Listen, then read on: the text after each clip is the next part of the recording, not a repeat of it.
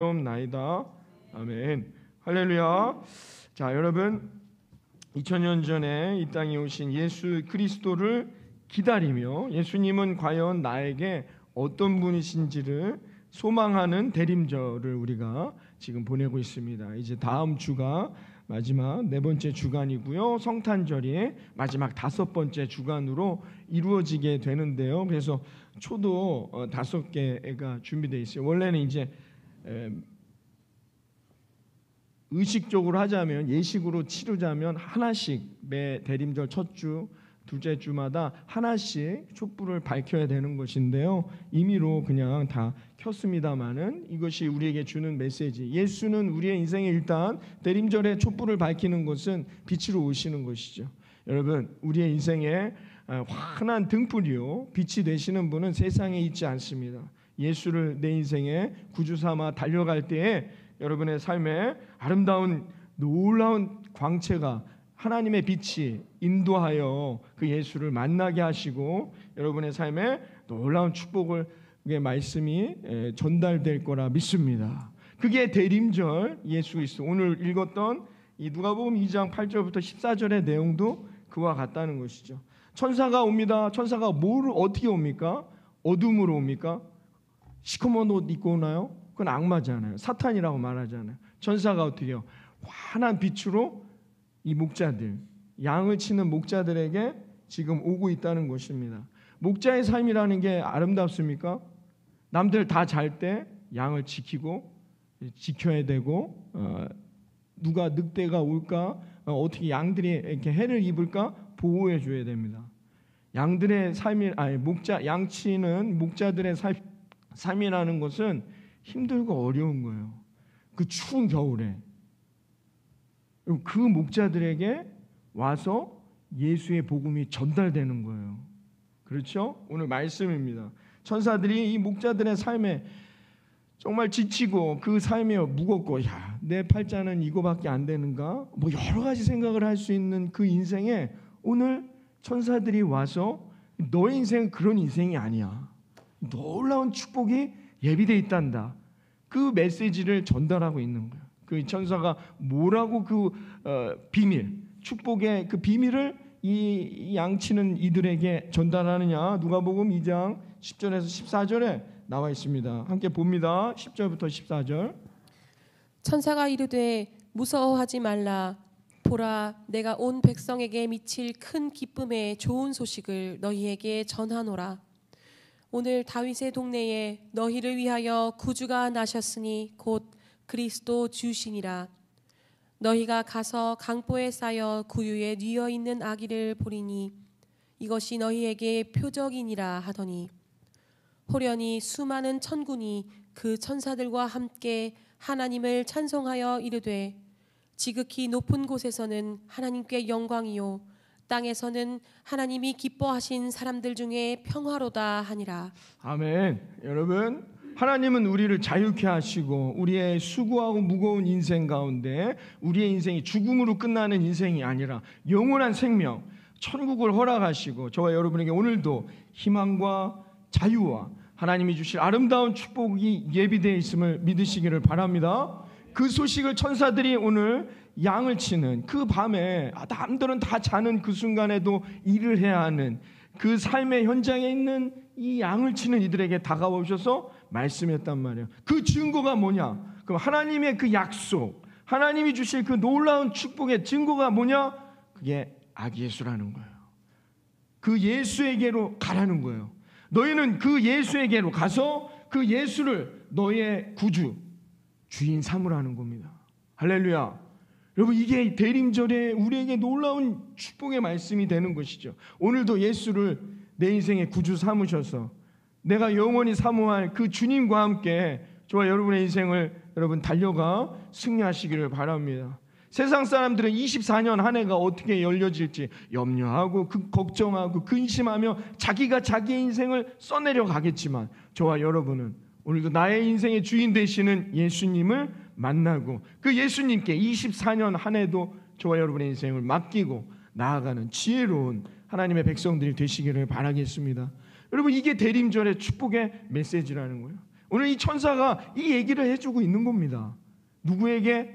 그 시대에 힘들고 어려운 삶의 현장에 있는 사람들에게, 또한 우리들에게, 온 백성에게 전한다고 말합니다. 10절에 보면은 이 복음의 메시지가 어떻게 해요? 온 백성이라는 거예요. 여기서 말하는 온 백성이라는 것은 무엇이냐? 남녀 차별이 없는, 남녀노소를 막론하고 모든 사람들에게요. 그리고 그 시대뿐만이 아니라 오늘을 사는 저와 여러분에게도라는 얘기입니다. 이 온 백성에게라는 개념은 바로 이런 이야기라는 것이죠. 이들에게 기쁜 소식을 전하겠다는 거예요. 예수님이 오시는 게 기쁜 소식이라는 거예요. 어떤 기쁜 소식입니까? 도대체 예수님이 이 땅에 오는 것이 왜 우리에게 기쁨이 되냔 말이에요. 우리가 메리 크리스마스 너무 기뻐갖고 이 기쁨을 주체하지 못해 우리가 기쁨으로 여러분 예배도 하고 찬양도 하고 뭐 축제도 하고 하는 이유가 왜 하는 겁니까? 작년에도 했으니까? 남들 다 하니까? 이건 기쁜 소식이 아니라는 거예요. 기쁜 소식이래잖아요. 천사가 우리에게 말해주기를 예수의 이 땅에 오시면 우리에게 기쁜 소식이라는 거. 그건 뭐예요? 우리가 구원을 얻는 거예요. 구원이 된다는 거. 하나님이 우리의 구주가 되어주신다는 겁니다. 복음인 거죠. 예수를 나의 구주 삼고 성령과 피로 거듭나요. 여러분 천국 백성이 되어 여러분 아름다운 축복의 열매를 얻고 살아가는 저와 여러분이 되시기를 바랍니다. 이게 예수님의 이 땅에 오심의 핵심적인 내용이라는 겁니다. 그래서 우리는 오늘도 기쁜 거예요. 예수님이 빨리 우리에게 오시기를 소망하는 거예요. 수고하고 무거운 짐 지고 살아가는 이 세상에 있는 많은 이들에게 예수를 믿었다면 오늘 찬양처럼 134장의 찬양과 같이 힘써 그 복음을, 그 기쁜 소식을 전하는 삶이 그리스도인들의 삶의 모습이라는 겁니다. 왜? 아직도 이 소식을 못 듣고 있는 세상 사람들이 있다는 겁니다. 자기가 살아가고자 하는 인생들 얼마나 힘들고 지치고 어렵습니까? 어떤 인생을 살아야 됩니까? 모 은행에서 200명을 지금 정리합니다. AI 때문에 이제 앞으로의 시대는 급변하게 됩니다. 그동안 촉망받던 직업들이 사라질 수가 있어요. 인간이 더욱더 필요 없는 시대가 다가오고 있단 말입니다. 이런 시대 가운데 대한민국은 어떻게 해요? 고령화 사회로 들어가고 있습니다. 이 인구를 어떻게 정리할 겁니까? 이런 얘기하면 어떻게 해요? 답답하고 암울하고 침울합니다. 그러나 그것은 세상 사람들이 판단하는 기준이라는 거예요. 우리는 기쁜 거예요. 왜? 24년 한 해도 하나님이 인도하실 것이기 때문입니다. 하나님은 좋은 것을 예비해 두셨음을 믿습니다. 여러분 세상의 뉴스들이 그렇게 얘기합니다. 인구가 감소된다. 뭐 0.36%? 이런 적이 없다. 이 세상에서 이 지구상에 이런 인구 분포가 없습니다. 대한민국 같이. 이제 우리나라 이러다 망한다. AI가 있단 말입니다. AI가 있단 말입니다. 이게 어떤 영향을 미칠지 몰라요. 그래서 더 미래 인류학자들은 앞으로 한국이 더 강력한 나라가 될 거라고 보는 거예요. 많은 인구가 필요 없는 시대가 오고 있단 말입니다. 그럼 남아있는 이 사람들을 어떻게 대처해야 되냔 말이죠.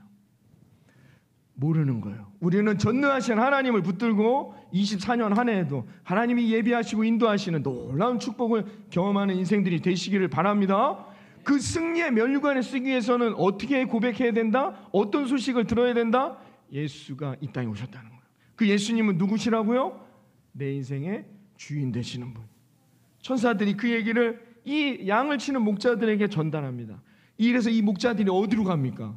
양 치는 데 있지 않아요? 이들이 어디로 달려가요? 그 예수를 만나러 달려간단 말이에요. 그리고 그 예수님을 만나고 그 예수님께 예배합니다. 여러분 오늘 잘 달려오셨습니다. 얼마나 춥습니까? 그렇죠?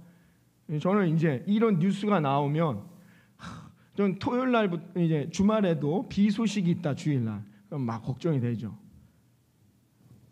그런데도 여러분 이 추운 날씨에도 오늘 이곳에 잘 달려오셨습니다. 오늘도 이 아침 그 예수님을 만나시고 여러분의 인생에 아름다운 축복의 열매를 얻는 저와 여러분이 되시기를 바라겠습니다. 그러면 예수님이 이 땅에 오심으로 주시는 그 아름다운 축복이 뭐냐? 5가지라고 오늘 주제가 성탄절의 5가지 축복인데 첫 번째 여러분에게 전달해 드립니다. 구원의 축복인 것이죠. 예수님이 이 땅에 오심으로 우리에게 주시는 축복, 놀라운 축복의 사건은 무엇이냐? 첫 번째가 우리를 구원하신다는 겁니다. 누가요? 예수님이. 마태복음 1장 21절과 로마서 3장 23절에 지속적으로 이런 말씀이 있습니다. 함께 봅니다. 아들을 낳으리니 이름을 예수라 하라. 이는 그가 자기 백성을 그들의 죄에서 구원할 자이심이라 하니라. 모든 사람이 죄를 범하였음에 하나님의 영광에 이르지 못하였더니. 아멘. 여러분, 성경은 지속적으로 예수님의 이 땅에 오심의 목적과 이유에 대해서 분명하게 밝히고 있습니다. 예수님이 왜 이 땅에 오셨습니까? 우리의 죄를 구원하시기 위해서. 우리는 하나님의 영광에 들어갈 수 없는 존재들이었어요. 로마서 3장에 이미 말해주고 있습니다. 저와 여러분은 천국 백성이 될 만한 자격들이 우리에게는 없단 말입니다. 왜? 죄로 말미암아. 그런데 하나님은 우리를 사랑하신단 말이에요. 우리와 함께 하시기를 원하세요. 이 문제, 그럼 이 죄의 문제가 해결돼야만 했단 말입니다. 그래서 어떻게 해요? 예수 그리스도를 이 땅에 보내시고 그 이름을 예수라 하니 이는 누구냐? 죄에서 그의 모든 백성들을 구원하실 자이십니다. 할렐루야. 그러므로 여러분, 우리는 죄로 말미암아 죽음 이후에 지옥에 가게 돼 있어요. 그러나 예수 그리스도로 말미암아 예수님을 구주로 영접하는 모든 백성은 죽음 이후에 하나님의 영광에 들어가는 놀라운 축복, 이거보다 더 큰 축복이 어디 있습니까? 여러분, 이 놀라운 축복을 믿으십니까? 그래서 예수님이 이 땅에 오셨다는 겁니다. 오늘도 예수를 나의 구주 삼아 여러분 놀라운 천국의 백성으로 감사하고 기뻐하며 살아갈 수 있는 저와 여러분이 되기를 바라겠습니다. 여러분, 누가 나의 이 문제를 해결해 주겠냔 말이에요. 영원히 형벌로 처해질 우리의 인생을 누가 구원해 주냔 말입니까? 엄마가, 아빠가? 아무도 없다는 거예요. 근데 예수님이 그 일을 해주시겠다는 거예요. 그래서 이곳에 오셨다는 거예요. 성경은 지속적으로 우리에게 그것을 말해주고 있습니다. 우리의 죄값을 누가 청산해 줄 수 있습니까? 예수님만이. 여러분, 이 복음 자체만으로도 우리에게 놀라운 축복을 이루어 주신다는 것입니다. 여러분, 그래서 예수님은 저와 여러분, 우리 인간의 모든 죄를 위하여 하나님과 함께하지 못할 이 죄를 사하해 주시기 위해서 친히 십자가에 달려 죽으시고 우리의 죄를 대신 갚아 주셨다는 것입니다. 그러므로 누구든지 우리 입장에서, 인간의 입장에서 누구든지 이 예수님을, 그 복음의 진리를 믿으면 그 믿음으로 말미암아 우리가 구원을 얻게 된다는 것이죠. 어떤 죄를 지었다 해도 용서의 길이 열리게 되는 것입니다. 요한복음 3장 17절에 이렇게 말씀하고 있습니다. 함께 봅니다. 하나님이 그 아들을 세상에 보내신 것은 세상을 심판하려 하심이 아니요 그로 말미암아 세상이 구원을 받게 하려 하심이라. 아멘. 여러분, 예수님이 이 땅에 오신 이유는 안 믿는 사람들을 심판하시기 위해서 오신 게 아니라는 겁니다. 믿는 저와 여러분을 구원하시기 위해서, 우리에게 위로와 희망과 기쁨을 주시기 위해서 오셨다는 거예요. 여기에 초점을 맞추셔야 합니다. 안 믿고 죽어가는 이들을 구원하면 되는 거죠. 예수님이 이 땅에 오신 그 이유가 거기에 있다는 것입니다. 예수님은 우리를 심판하시려고 이 땅에 오시는 게 아니에요. 예수님은 저와 여러분을 오늘도 구원하시고 격려하시고 사랑하시고 힘주시기 위해서 이 땅에 오셨다는 것입니다. 그 예수님을 저와 여러분이 만나고 그 구원의 기쁨을 저와 여러분이 경험하고 아직도 그 구원의 기쁨을 알지 못하는 세상에 나아가 여러분 그 구원의 복음을 증거할 수 있는 저와 여러분이 되어주시기를 바랍니다. 성경은 지속적으로 창세기 19장에도 멸망받을 인간을 구원하시기 위해서, 환난 가운데 있는 인간을 구원하시기 위해서, 죄 가운데 있는 우리를 구원하시기 위해서, 아니면 질병 가운데 있는 우리를 구원하시기 위해서, 사탄의 세력으로부터 우리를 지켜주시고 구원하시기 위해서 이 땅에 하나님이 오셨다고, 그것이 우리의 구주라고 성경은 지속적으로 우리에게 말해주고 있다는 것입니다. 여러분, 이 예수 그리스도, 여러분 그 예수님을 우리가 구주로 삼아 저와 여러분의 인생 가운데 보호하시고 인도하시며 환난에서 구원하시고 질병에서 구원하시며 이 세상의 멸망으로부터 구원하시고 영원한 생명의 놀라운 축복의 열매를 허락하시는 그 예수님을 이 아침 만나는 저와 여러분 되어주시기를 바라겠습니다. 여러분, 독일의 종교개혁자였던 마틴 루터는 이렇게 말했습니다. 그리스도 없이는 아무도 하나님을 알지 못하고 용서와 은총을 받지 못하며 아버지의 영광에 들어가지 못한다라고 말했습니다. 오직 예수 그리스도. 우리는 본질상 진노의 자녀요 심판의 자녀였지만 예수님이 이 땅에 오시고 우리를 위해 십자가에 피 흘리심으로 여러분, 저와 여러분은 이제 구원의 자녀요 아름다운 복된 자녀요 하나님이 예배하신 그 열매를 얻는 하나님의 백성이 되었음을 여러분 믿으시기를 바랍니다. 그 믿음의 고백에서부터 시작한단 말입니다. 둘째 아들이 아버지의 집을 떠나 방황하고 괴로워하고 고통받다가 여러분 돼지 우리에서 쥐염 열매를 쥐어 먹고 있었단 말입니다. 예수님의 이 비유의 말씀은 뭐냐? 그 돼지는 사탄 마귀를 의미하죠. 돼지라는 것은 대개 사탄 마귀로 유대인들은 많이 사용했단 말입니다. 우리도 그런 동물이 있지 않습니까? 이 동물을 앞에 모든 단어의 앞에다 붙이면 어떻게 해요? 아주 나쁜 단어가 됩니다. 멍멍이 있지 않습니까? 강아지. 그런 개념이란 말입니다. 그러니까 뭐예요? 아버지 곁을 떠나 자기가 자신의 인생을 살아보겠다고 계획한 둘째 아들의 인생의 결론은 뭐냐? 사탄의 지배를 받고 살아간단 말이에요. 그 얘기를 하고 있단 말이에요. 돼지 우리에 빠져있는 그 인생, 그가 어느 날 깨닫습니다. 어느 날 그 복음의 사실을 알게 되죠. 아버지 집에는 내가 거야 할 천국이 많이 있는데 내가 그 아버지 집에 다시 갈 수 있을까? 내가 이 죄 가운데 있는데 어떻게 가는가? 그냥 종으로 가자. 하인으로 가자. 여러분, 아직도 깨닫지 못하고 있는 거예요. 예수 그리스도로 말미암아 우리가 하나님의 자녀 되었음을 아직도 깨닫지 못하는 이 인생은 여전히 괴롭고 힘든 인생이 된단 말입니다. 여러분, 이미 우리는 하나님의 자녀, 하나님의 아들, 딸이 되었음을 믿으시길 바랍니다. 그 다음에 어떻게 해요? 일어나 아버지 집으로 가야죠. 아멘 하고 계속 돼지 우리에 있으면 안 된단 말입니다. 그 얘기인 거예요. 예수님의 이 땅에 오심. 그 예수님 오늘도 우리의 마음에 새기시고, 여러분 우리도 오늘 다시 일어나 천국을 향해 달려갈 수 있는 믿음의 자녀들 되기를 바라겠습니다. 그럼 우리가 생각한 것 이상의 놀라운 축복의 열매 하나님이 예배해 두셨단 말입니다. 그 천국을 누리시면서 다가오는 24년도 승리하기를 주님의 이름으로 축원합니다. 두 번째 우리에게 주시는 축복은 뭐냐? 오늘도 우리 찬양해 주셨지만 임마누엘의 축복인 것이죠. 여러분, 임마누엘은 무슨 뜻입니까? 딸이 갑자기 주중에 물어보더라고요. 아빠, 임마누엘은 무슨 뜻이지? 그래서 제가 좀 쫙 아는 부분이 나올 때 막 얘기해 줍니다. 임마누엘이라는 뜻은 뭡니까? 하나님이 우리와 함께 하시는 것이죠. 마태복음 1장, 그 다음에 이사야 7장, 마태복음 28장에 하나님이 우리와 함께 하신다는 표현, 이건 성경 모든 전면에 하나님의 약속이며 하나님이 함께 하시는 가장 많은 약속의 구절이 뭡니까? 우리와 함께 하신다는 거예요. 함께 보도록 합니다.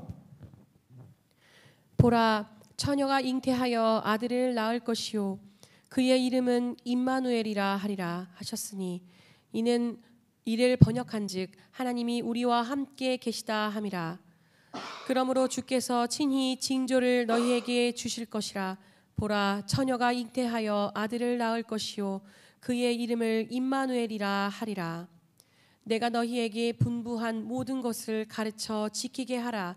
볼지어다 내가 세상 끝날까지 너희와 항상 함께 있으리라 하시니라. 아멘.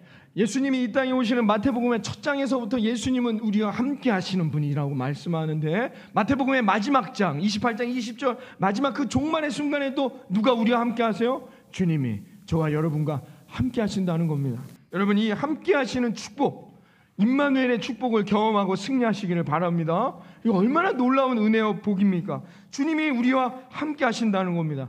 주님이 우리와 함께 하실 때에만 기적은 역사하는 거예요. 주님이 우리와 함께 하실 때에만 치유의 역사가 일어나는 것입니다. 주님이 우리와 함께 할 때에만 주님의 계획들이 응답되고 우리의 인생에 예비하신 여호와 일의 열매를 얻게 된다는 겁니다. 그 주님이 우리와 함께 하신다는 거예요. 그러기 위해서 예수님이 이 땅에 오셨다는 거죠. 창세기 26장에도 또 구약 성경에도 이런 말씀들이 많아요. 이런 약속의 말씀들은 수없이 성경에 많이 나와 있습니다. 함께 보도록 합니다. 이 땅에 거류하면 내가 너와 함께 있어 내게 복을 주고 내가 이 모든 땅을 너와 내 자손에게 주리라. 내가 내 아버지 아브라함에게 맹세한 것을 이루어 이스라엘이 요셉에게 또 이르되 나는 죽으나 하나님이 너희와 함께 계시사 너희를 인도하여 너희 조상의 땅으로 돌아가게 하시려니와. 아멘. 이 화면을 두세요. 잠깐 요 보십시오, 여러분. 뭐라고 말씀하고 있습니까? 하나님이 우리와 함께 하시니까 복을 얻게 되는 거예요. 이 땅에 거주하는 여러분, 이 땅에 거주하면서 이 땅에 살아가시면서 하나님이 예외하신 그 놀라운 축복, 아브라함에게 주셨던 그 놀라운 축복의 열매가 저와 여러분에게도 임하는 인생들이 되시기를 바랍니다. 근데 그 방법은 뭐예요? 함께 하실 때. 주님이 아브라함과 함께 할 때 아브라함은 복을 누렸단 말입니다. 여러분, 요셉도 마찬가지예요. 요셉이 언제 하나님이 예배하신 놀라운 승리의 열매를 얻었대요? 주님이 함께 하실 때, 너희와 함께 할 때 그 놀라운 축복을 얻게 됐다는 거예요. 신명기서와 열왕기하에도 계속 이어집니다.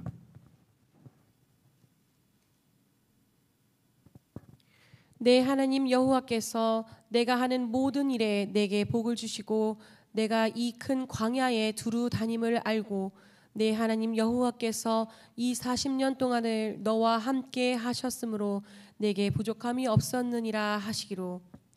여호와께서 그와 함께 하심에 그가 어디로 가든지 형통하였더라. 저가 아수르 왕을 배반하고 섬기지 아니하였고. 아멘.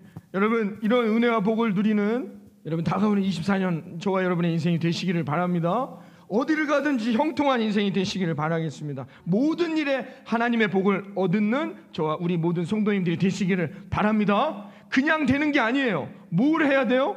임마누엘의 예수를 함께 동행해야 한단 말이에요. 예수님이 어디 계셔야 돼요? 나와 함께.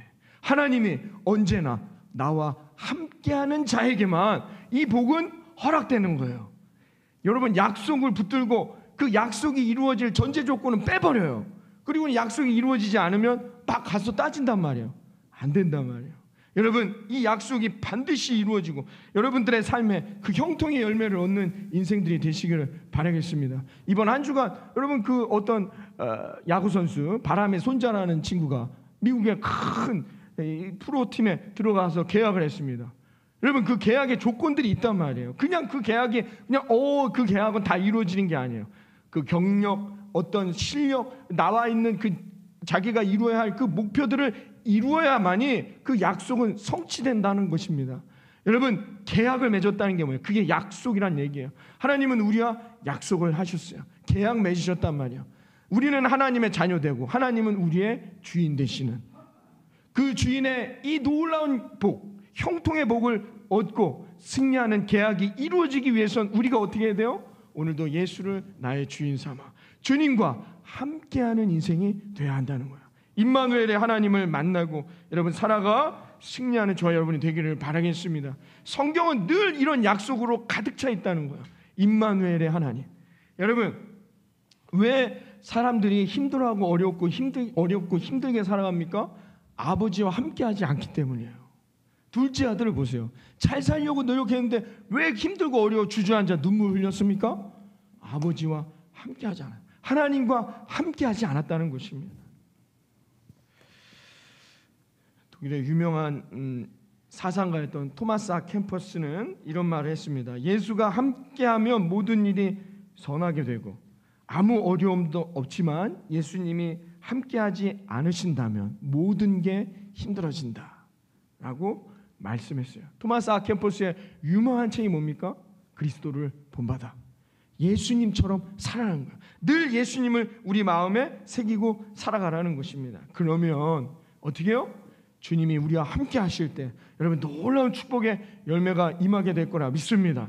여러분, 어느 날 이제 어느 이 나라에 왕자가 있는데 사냥을 너무 좋아했어요.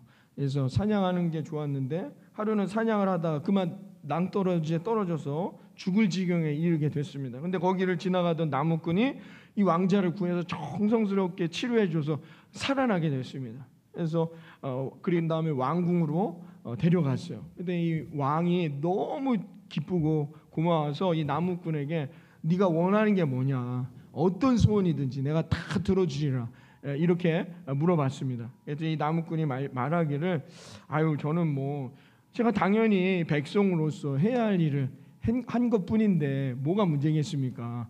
이런 얘기를 하면서 그냥 정 그러시다면 임금님께서 한번 제가 사는 집에 찾아와 주신다면은 그래서 하루 함께 머물러 주신다면 그걸로 족하겠습니다라고 했습니다. 그래 알았다. 야, 넌 참 겸손하고 훌륭한 친구구나. 내가 언제 몇 날 며칠 날 일정이 있으니까 그날 내가 너희 집에 들르도록 하겠노라라고 했습니다. 나무꾼이 돌아왔는데 그 다음 날부터 왕궁에서 이 사람 저 사람들이 나와서 길은 어떤지 길을 막 내줍니다. 길이 막 질퍽대니까 길을 돌멩이로 쫙 깔아서 길을 내줍니다. 이 친구 나무꾼의 집이 왕이 머무를 만한 위치에 가구가 없어요. 그러니까 집도 다시 다 수리해주고 가구도 다 들여주기 시작합니다. 그리고 식사가 중요하다. 주변에 보니까 맛있는 식당이 없어요. 옆에다 식당도 지어주고 같이 식사할 수 있는 공간도 정원도 다 만들어 주더라는 것입니다. 여러분, 나무꾼의 소원은 그냥 임금님하고 하룻밤 자는 것이었는데 그의 인생이 달라져요. 마을이 달라져요. 마을에 사는 사람들의 삶이 달라지더라는 것입니다. 진입로가 달라지고 환경이 달라지고 집이 달라지게 되었다는 것이죠. 사랑하는 예수님 안구 주의 성도 여러분, 임금님이 우리 집에 와서 하룻밤만 자도 엄청난 변화가 일어나는데 여러분, 전능하신 하나님, 거룩하신 하나님이 우리에게 찾아오신다? 우리의 삶에 엄청난 변화요 기적의 역사가 임하게 되는 것이죠. 이것은 당연한 것입니다. 그러므로 진정으로 임마누엘의 하나님, 나와 함께 하시는 하나님을 우리가 만나게 된다면 그 하나님이 나와 함께 하심으로 그 놀라운 계획들, 우리가 풀지 못하는 숙제들을 하나님이 풀어주시고 인도해 주실 거라 믿습니다. 그 복을 누리며 여러분 이 성탄절 이 또 셋째 주간을 지내기를 바라겠습니다. 너희는 무엇을 먹을까? 무엇을 마실까? 무엇을 입을까? 염려하지 말라고 했어요. 이는 다 이방인들이 구하는 것이요 너희는 먼저 그의 나라와 그의 의를 구하라고 했어요. 그러면 이 모든 것을 너희에게 더해 주시겠다. 이게 하나님의 약속이라는 것입니다.